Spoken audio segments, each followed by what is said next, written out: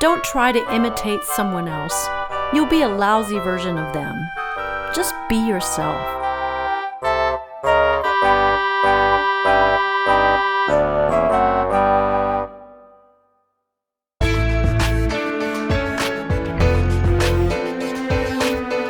Welcome to the Brand New Me podcast.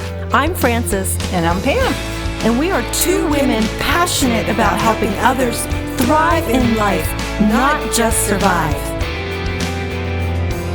In each episode, we're going to find creative ways to offer hope for your future through our own life experiences. So join us every week as we learn together that we really can be a brand new me.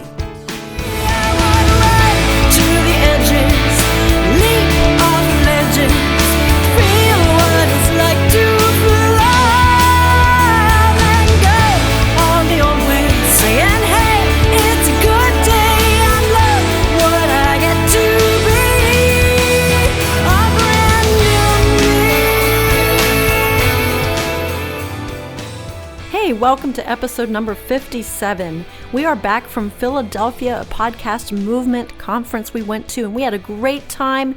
We're going to take a break from the Chase the Lion for just 1 week and give you some special takeaways that we got from last week. So stay tuned.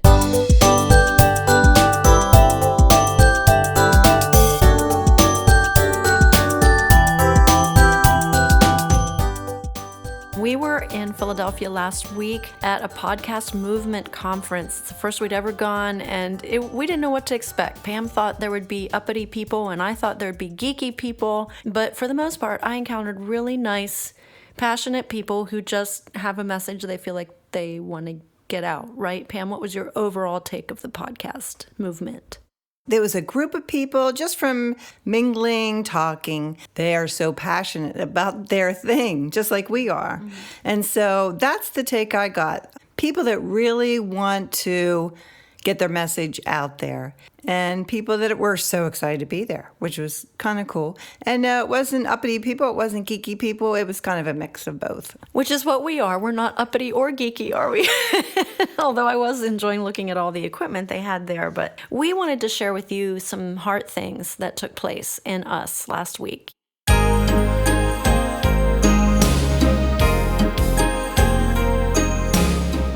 Conference I go to, no matter what the ultimate theme is, I always walk away with something that I just really needed to hear overall in my life. And Pam did too, and so we will get back into the book, Chase the Lion.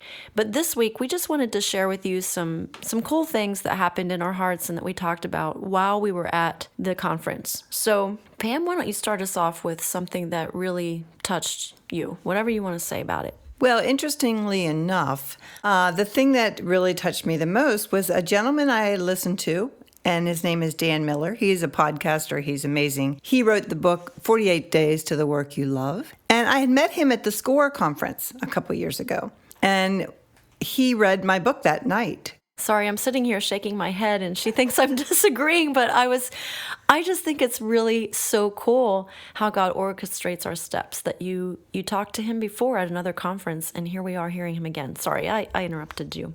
No, that's no problem.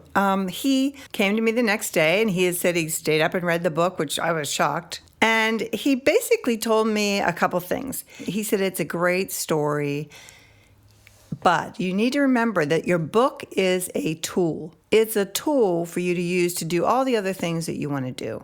And so, yes, I put that on the back burner and thought, okay, what can I do with my book?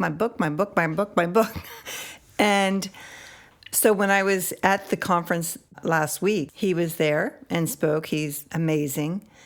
And, of course, talked about podcasting, but it all brought remembrance back to what he had told me, because I was so focused on my book being the thing that God was going to use. And I remembered that he said, remember, this is a tool, one tool. And so that really spoke to me again. And the other thing that he had reminded me of at that time was I was telling him about my basket of hope that I do.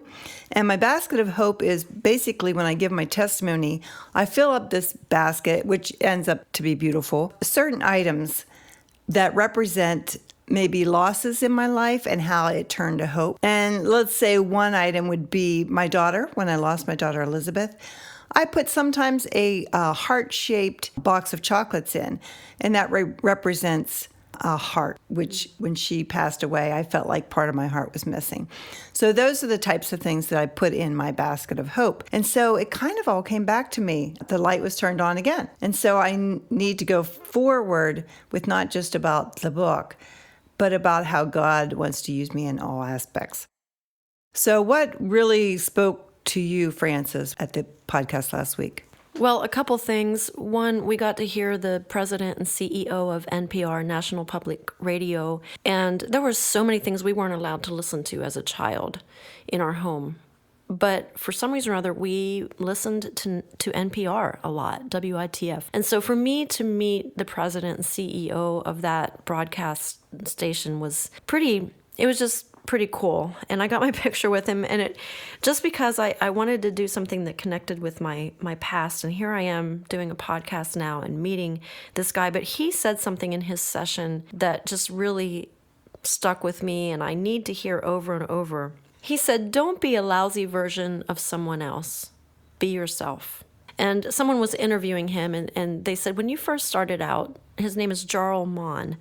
They said, when you first started out in broadcasting, did you try to imitate someone? Who did you want to be like? And he said, yeah, it was Dan Ingram. And he said, I tried to be like him, and I was a terrible imitation of him. And that's when he said, don't imitate someone else because you'll always be a lousy version of them. Be yourself. And I loved that. The other one was also Dan Miller. What's interesting is we weren't going to stay for the Thursday workshops. We got up, we had breakfast. There is so much information we took in that we were just overloaded, and we decided to have breakfast and then sit and talk about our takeaways and how it would apply to our podcast and blah, blah, blah. And then I got a message from a podcaster who I really respect, and I'd been trying to connect with him all week, and finally he said, hey, I'm teaching this session this morning at 10. Why don't you come? And so we changed our mind, and we stayed, and we went to the 10 o'clock session with Jeff Brown, and he does the Read to Lead podcast, which has really opened up my life in so many ways to new people, new contacts, new books, new business ideas. But then at the end of his session, which was really great, he said, oh, you're going to want to stay and hear Dan Miller. And so we stayed to hear Dan Miller. And you just told how you had met Dan before, and he read your book and gave you advice. And I'm sitting there listening to his session where he's showing all kinds of old records and cassettes and stuff that he used to listen to help him in his life. He grew up Mennonite, and he was always taught that you never take the driver's seat in the car.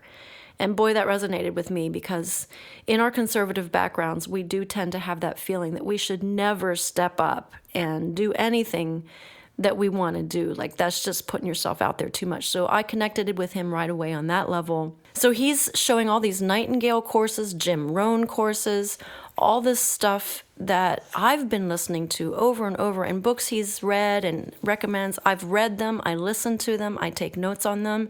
I am working hard to do what's in my heart to do and make a difference and be able to make a living doing it. And sometimes I get discouraged.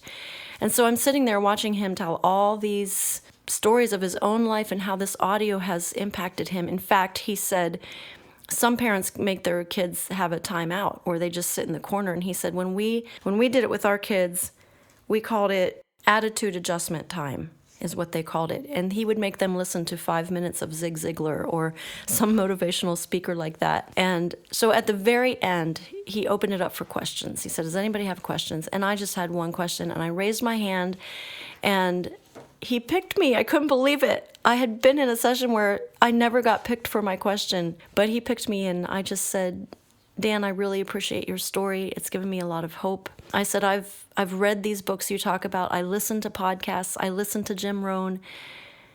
Sometimes I feel like it's still not working. What advice would you have? And he just said, keep listening. Just keep listening. In fact, he said that 2 hours a day he still spends listening to motivational stuff. And this guy is famous and written lots of books, and he still needs that. In fact, he said, if I had to make a choice between air conditioning in my car and a CD player to listen to motivational speakers, I would choose motivational speakers. Now, his wife was there and she disagreed with that.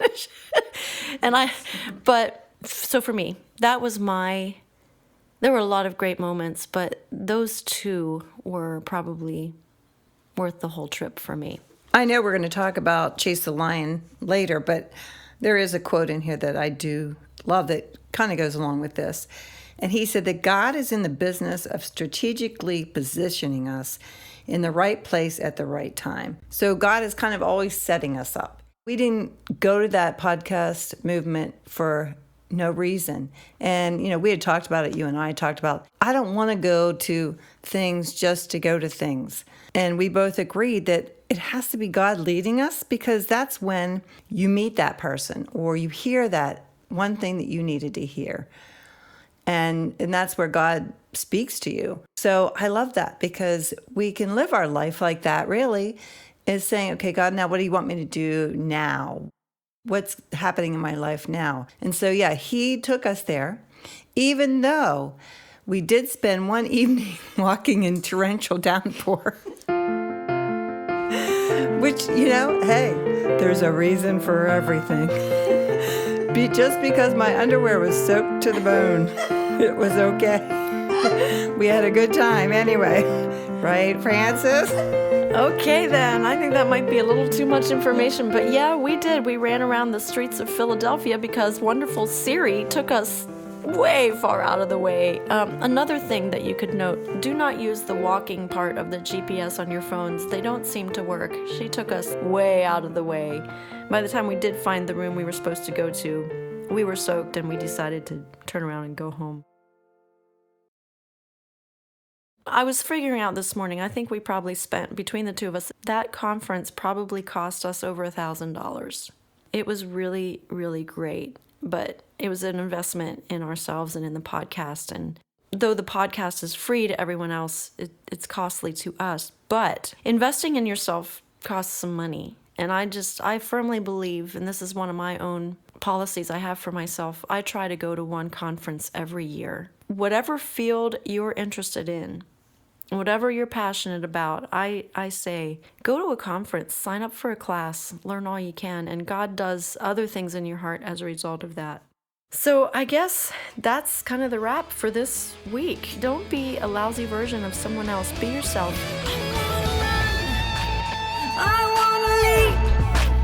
I wanna feel what it's like to fly. I'm letting go.